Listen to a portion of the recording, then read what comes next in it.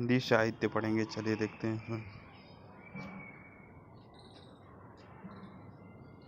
रानी केतकी की कहानी के रचयिता कौन थे? इंसाल्लाह खां। इंसाल्लाह खां उर्दू के प्रसिद्ध शायर थे। यह दिल्ली के रहने वाले थे, लेकिन बाद में लखनऊ चले गए। इन्होंने 1800 ईस्वी के आसपास ठेठ हिंदी भाषा में रानी की केतकी की कहानी या उदयभान चरित्र की रचना की थी। इनका संबंध कोलकाता के फोर्ट विलियम्स कॉलेज से था। शिव शंभू के चिट्ठे से संबंधित रचनाकार बाल मुकुंद गुप्त हैं। शिव शंभू के चिट्ठे एक निबंध संग्रह जिसकी रचना बाबू बाल मुकुंद गुप्ता ने की थी। इसमें लॉर्ड कर्जन को संबोधित भारतीयों की राजनीतिक व्यवस्था पर निबंध है। रसिक प्रिया के लेखक केशव दास हैं। कुटज के रचयिता निबंध है ये हजारी प्रसाद द्विवेदी हैं। आंसू काव्य के रचनाकार जयशंकर प्रसाद हैं। श्री जयशंकर प्रसाद हिंदी के भावुक कवि और कुशल कलाकार हैं।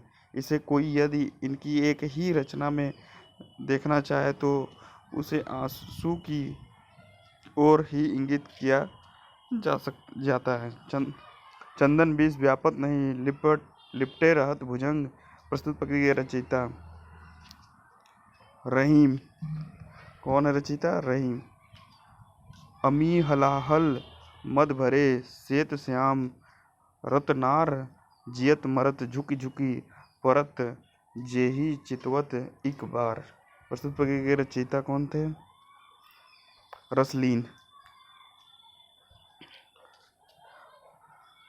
रसलीन का पूरा नाम सैयद गुलाम नबी था।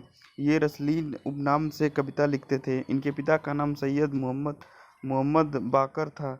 ये हरदोई जिला के प्रसिद्ध कस्बा बिलग्राम के रहने वाले थे। इनका जन्म सन 1689 ईस्वी में माना जाता है। इनकी मृत्यु सन 1750 में हुआ था। जब जब होए धर्म की हानि बाढ़े असुर अभिमानी तुलसीदास। जब जब होए धर्म की हानि बाढ़े असुर अभिमानी के रचनाकार तुलसीदास हैं। परहित सरिस धर्म नहीं भाई पर पीड़ा सम नहीं अधमाई के रचनाकार तुलसीदास। रक्त है या है नसों में क्षुद्र पानी जांच कर तू शीश देकर जवानी। माखनलाल चतुर्वेदी। किसकी रचना है? माखनलाल चतुर्वेदी की।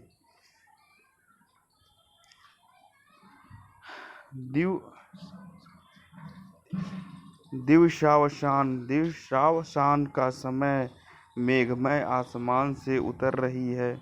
वह संध्या सुंदरी परी सी धीरे धीरे धीरे। सूर्यकांत त्रिपाठी। किसकी पंक्तियां? सूर्यकांत त्रिपाठी। निराला। सांच बराबर तप नहीं झूठ बराबर पाप। पंक्ति के रचयिता कबीरदास जी हैं। कौन है? कबीरदास। अष्टछाप के सर्वश्रेष्ठ भक्त कवि के रूप में नाम लिया जाता है सूरदास। अष्टछाप की स्थापना 1565 ईस्वी में गोस्वामी विठलनाथ ने की थी। अष्टछाप में सूरदास, कुंभनदास, कृष्णदास, परमानंद दास, गोविंद स्वामी, छीत स्वामी, नंददास एवं चतुर्भुज दास सहित 8 कवि थे। रामचरितमानस की भाषा क्या थी? अवधी। श्री रामचरितमानस अवधी भाषा में गोस्वामी तुलसी द्वारा 16वीं सदी में रचित एक इतिहास की घटना है। इस ग्रंथ को अवधी साहित्य, हिंदी साहित्य की एक महान कृति माना जाता है। इसे सामान्यतः तुलसी रामायण या तुलसीकृत रामायण भी कहा जाता है। भूषण किस रस के कवि थे? वीर रस के। भूषण का हिंदी साहित्य में एक विशिष्ट स्थान है। वे वीर रस के अद्वितीय कवि थे। हिंदी का आदि कवि किसे कहा जाता है? स्वयंभू को। स्वयंभू अपभ्रंश भाषा के महाकवि थे। स्वयंभू की उपलब्ध रचनाओं से उनके विषय में इतना ही ज्ञात होता है कि उनके पिता का नाम मारुतदेव और माता का नाम पद्मिनी था। शंभु छंदस में एक दोहा माउर देवकृत भी उद्धृत है, जो संभवतः कवि के पिता का ही है। रामचरितमानस में कितने खंड हैं? 7 खंड हैं। रामचरितमानस को तुलसीदास ने 7 खंडों में विभाजित किया है। इन 7 खंडों का नाम बालकांड, अयोध्या कांड, अरण्य कांड, स्किंधा कांड, सुंदर कांड, लंका कांड, लंका कांड को युद्ध कांड भी बोला जाता है, और उत्तर कांड। छंदों की संख्या के अनुसार बालकांड और स्किंधा कांड क्रमशः सबसे बड़े और छोटे कांड हैं। निम्नलिखित में से कौन सा एक व्यंग्य लेखक हैं? हरिशंकर परसाई। हरिशंकर परसाई हिंदी के प्रसिद्ध लेखक और व्यंग्यकार थे, जिनका जन्म जमानी होशंगाबाद मध्य प्रदेश में हुआ था।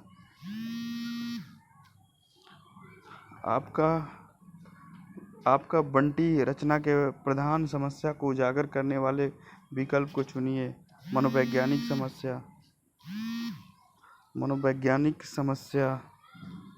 आपका बंटी मन्नू भंडारी द्वारा लिखित उपन्यास है। इस रचना में प्रधान रूप से मनोवैज्ञानिक समस्याओं को उजागर किया गया था।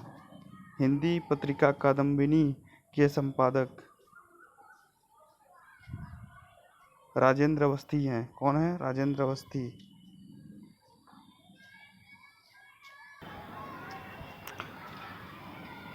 दिनकर किस रस के कवि माने जाते हैं? बी रस के। रामधारी सिंह दिनकर 23 सितंबर 1908 से 24 अप्रैल 1974 हिंदी के एक प्रमुख लेखक, कवि और निबंधकार थे। वे आधुनिक युग के श्रेष्ठ बी रस के कवि के रूप में स्थापित हैं। दिनकर स्वतंत्रता पूर्व एक विद्रोही कवि के रूप में स्थापित हुए और स्वतंत्रता के बाद राष्ट्रकवि के नाम से जाने जाते हैं। राष्ट्रकवि के नाम से 2 लोग जाने जाते हैं, एक मैथिली शरणचंद्र गुप्त और दूसरा रामधारी सिंह दिनकर। याद रखिएगा, राष्ट्रकवि यही 2 हैं। निराला को कैसा कवि माना जाता है? क्रांतिकारी। निराला एक क्रांतिकारी कवि हैं। उन्होंने अनेक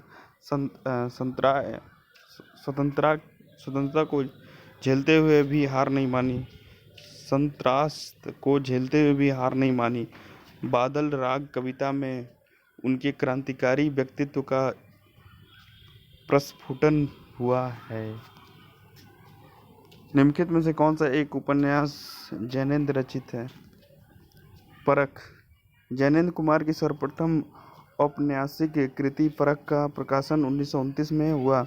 सत्यधन, कट्टो बिहारी और गरिमा नामक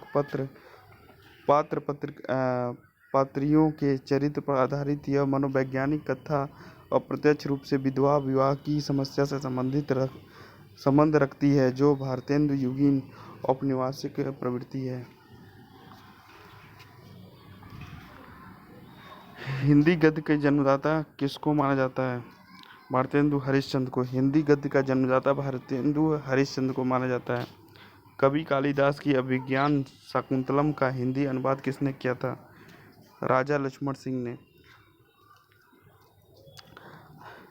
अभिज्ञान शाकुंतलम महाकवि कालिदास की विश्वविख्यात नाटक है, जिसका अनुवाद प्राय सभी विदेशी भाषाओं में हो चुका है। राजा लक्ष्मण सिंह 9 अक्टूबर 1826 ईस्वी में या 14 जुलाई 1896 ईस्वी मतलब इनका था राजा लक्ष्मण सिंह।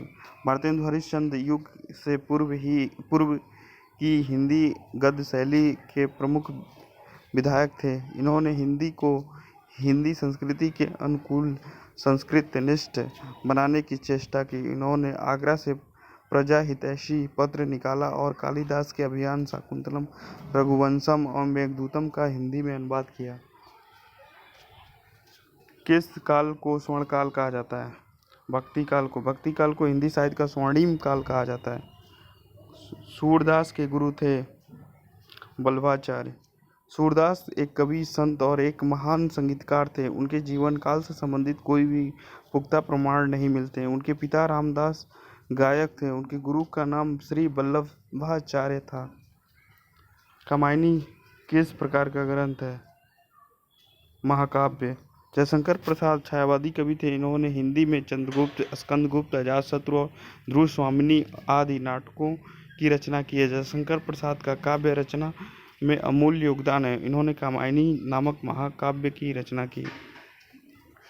गागर में सागर भरने का कार्य किस कवि ने किया है? बिहारी ने। बिहारी लाल हिंदी साहित्य के जाने माने कवि थे। इनके बारे में कहा जाता था कि वो अपनी दोहों के माध्यम से गागर में सागर भरने में कुशल थे। महाभोज रचना की प्रधान समस्या को उजागर करने वाले विकल्प को चुनिए। राजनीतिक समस्या। महाभोज मन्नू भंडारी का कालजयी उपन्यास है। मन्नू भंडारी ने महाभोज में राजनीतिक समस्या की सच्चाई को संपूर्णता के साथ प्रस्तुत किया।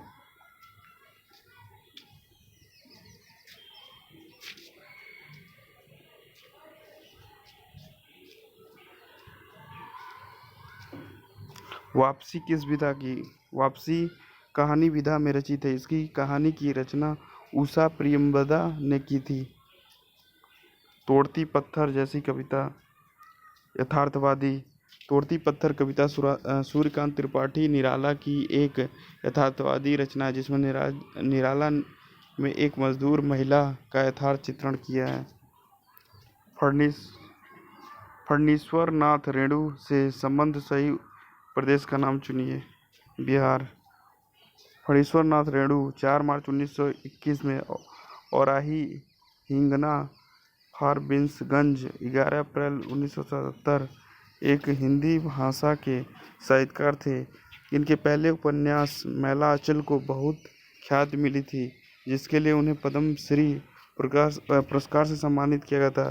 फणीश्वर नाथ रेणु का जन्म 4 मार्च 1921 को बिहार के अररिया जिले में फारबिसगंज के पास औराही हिंगना गांव में हुआ था। इस समय वह पूर्णिया जिले में है। विद्यापति की पदावली की भाषा क्या थी? मैथिली। विद्यापति संस्कृत, अवहट्ट और मैथिली में कविता रची। इनके अलावा भू परिक्रमा, पुरुष परीक्षा, लिखनावली आदि अनेक रचनाएं साहित्य को दी। कीर्ति लता और कीर्ति पलका नामक रचनाएं अवहट्ट में लिखी हैं। पदावली इनकी हिंदी रचना है और वही इनकी प्रसिद्धि का कारण है। पांडे विचन शर्मा को उग्र कहते हैं। सही है। बिहारी किस राजा के दरबारी थे? बिहारी जय सिंह। बिहारी जय सिंह जयपुर नरेश मिर्जा राजा जय सिंह के दरबारी कवि थे। बिहारी हिंदी रीति काल के प्रसिद्ध कवि थे। जयपुर नरेश सवाई जय सिंह अपनी नई रानी के प्रेम में इतने डूबे रहते थे कि वे महल से बाहर भी नहीं निकलते थे और राजकाज की ओर कोई ध्यान नहीं था। शेष कादंबरी के रचयिता अलका सरावगी की प्रख्यात महिला उपन्यासकार हैं। इन्होंने शेष कादंबरी, कली कथा, वाया बाईपास, ब्रेक के बाद और कोई बात नहीं उपन्यासों की रचना की है। राग दरबारी के रचयिता श्रीलाल शुक्ल। राग दरबारी विख्यात हिंदी साहित्यकार श्रीलाल शुक्ल की प्रसिद्ध व्यंग रचना है, जिसके लिए उन्हें सन 1970 में साहित्य अकादमी पुरस्कार से सम्मानित किया गया। पूस की रात कहानी के रचनाकार प्रेमचंद्र। ध्रुव स्वामिनी के रचयिता जयशंकर प्रसाद। ध्रुव स्वामिनी जयशंकर प्रसाद द्वारा रचित प्रसिद्ध हिंदी नाटक है। यह प्रसाद की अंतिम और श्रेष्ठ नाट्य कृति है।